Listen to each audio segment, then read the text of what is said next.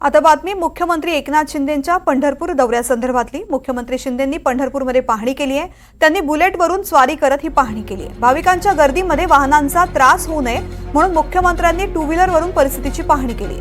त्याबरोबर ते दिंडीमध्ये देखील सहभागी झाले।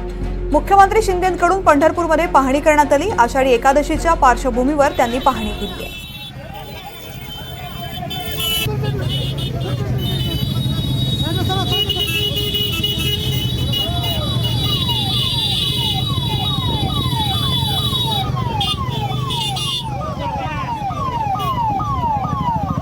या पुढे लो।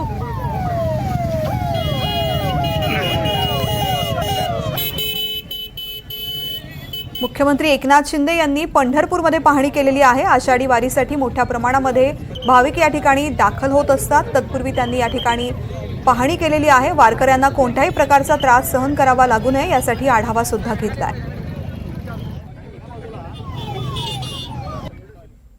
इथं सर्व सोयी सुविधांचा आता आढावा आम्ही घेतोय। पण येत असताना बघितलं स्वच्छता खूप चांगली आहे। आपण बैठक देखील बैठका घेतल्यात आणि आपण त्यांना सगळ्यांना प्रशासनाला सूचना दिल्यात।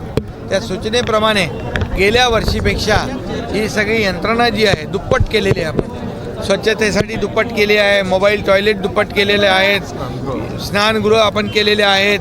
त्याचबरोबर दर्शन रांगेमध्ये देखील आता मी जाणार आहे। तिकडची व्यवस्था मी पाहतोय आणि पाण्याचं आपण पाहिलं आता वाटप केलं। पाणी बिसलेरी पाणी, एक ज्यूस त्यांना मँगो ज्यूस 15 लाख वारकऱ्यांना सर्वांना या ठिकाणी होईल।